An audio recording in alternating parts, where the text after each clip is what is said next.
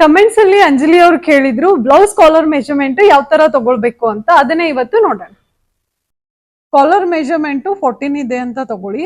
ಇದು ಎಕ್ಸಾಂಪಲ್. ನಾವೇನ್ ಮಾಡ್ಬೇಕು, 14 ಇಂಚಿಗೆ ಎಕ್ಸಾಕ್ಟ್ಲಿ 14 ಇಂಚ್ಗೆ ಒಂದು ಲೈನ್ ಹಾಕಬೇಕು.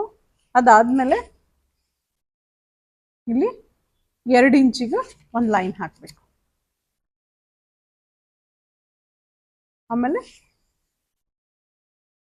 ಇಲ್ಲಿ ಸೆಂಟರ್ 1 ಡಾಟ್, ಇಲ್ಲಿ 1 ಇಂಚಿಗೆ ಇಲ್ಲಿ ಸೆಂಟರ್ 1 ಡಾಟ್ ಕೊಡ್ಬೇಕು. ಸೊ ಈಗ ಏನ್ ಮಾಡ್ಬೇಕು, ನಾವ್ ಇಲ್ಲಿಂದ 2.5 to 3 ಇಂಚ್ ಇನ್ ಬಿಟ್ವೀನ್ ನೀವೊಂದು ಮಾರ್ಕ್ ಹಾಕೊಳ್ಳಿ. ಈ ಮಾರ್ಕ್ ಏನಿದೆ ಅಲ್ಲ ಇಲ್ಲಿ ಟಚ್ ಆಗಬೇಕು. ಈ ಕಾಲರ್ಗೆ ಒಂದು ಸ್ವಲ್ಪ ಶೇಪ್ ಕೊಡಬೇಕು. ಶೇಪ್ ಕೊಡ್ಲಿಕ್ಕೆ ಏನು ಮಾಡಬೇಕು, ಒಂದು 1/2 ಇಂಚ್ ಅಷ್ಟು ಇಲ್ಲಿಂದ ಇಲ್ಲಿಗೆ ಮಾರ್ಕ್ ಹಾಕಿ ಇದನ್ನ ಇದಕ್ಕೆ ಟಚ್ ಮಾಡಬೇಕು. ಟಚ್ ಮಾಡಿದಾದ್ಮೇಲೆ ಇದನ್ನ ಈ ತರ ಡ್ರಾ ಮಾಡಬೇಕು. ಇದು ಕಾಲರ್ ಫ್ರಂಟ್ ಪಾರ್ಟ್ ಆಯ್ತು. ಈಗ ಇದನ್ನ ಏನ್ ಮಾಡಬೇಕು, ಈ ಡಾಟಿಗೆ ಜಾಯಿನ್ ಮಾಡಬೇಕು. ಯಾವ ತರ ಜಾಯಿನ್ ಮಾಡಬೇಕು, ಮಿಡ್ಲ್ ಒಳಗಡೆ ಬರೋದು ಎಲ್ಲಾ ಪಾರ್ಟುನು 1 ಇಂಚೇ ಇರಬೇಕು. ನೀವು ಸ್ಟಾರ್ಟಿಂಗ್ ಪ್ರಾಕ್ಟೀಸ್ ಮಾಡೋರು 1 ಇಂಚಿಗೆ ಒಂದೊಂದು ಮಾರ್ಕ್ ಹಾಕೊಳ್ಳಿ. ಸೊ ನೀವೆಲ್ಲೂ ಮಿಸ್ಟೇಕ್ ಮಾಡಲ್ಲ.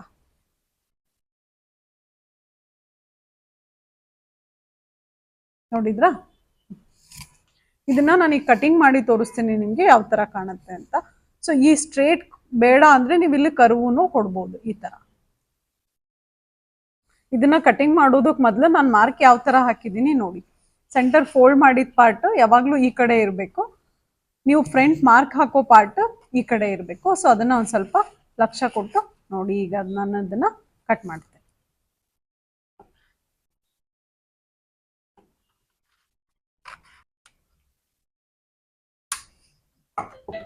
ಸೊ ಇದು ಶೇಪ್ ಏನಾದರೂ ಕರೆಕ್ಟಾಗಿ ಇಲ್ಲ ಅಂದರೆ ನೀವು ಈ ಶೇಪ್ನ ನೀಟಾಗಿ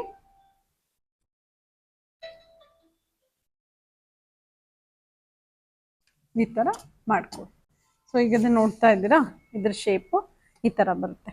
ಇದು ಅಟ್ಯಾಚ್ ಮಾಡಿದ್ಮೇಲೆ ಯಾವ ಥರ ಕಾಣುತ್ತೆ ಅಂದರೆ ಈ ಥರ ಕಾಣುತ್ತೆ.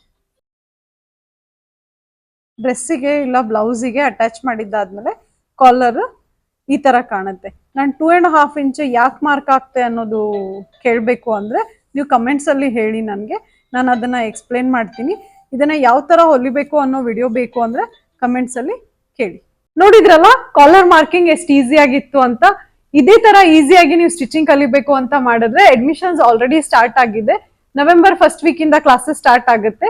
ಇಂಟ್ರೆಸ್ಟ್ ಇದ್ದವರು ಅಡ್ಮಿಷನ್ ತಗೊಳ್ಬಹುದು. Thank you so much.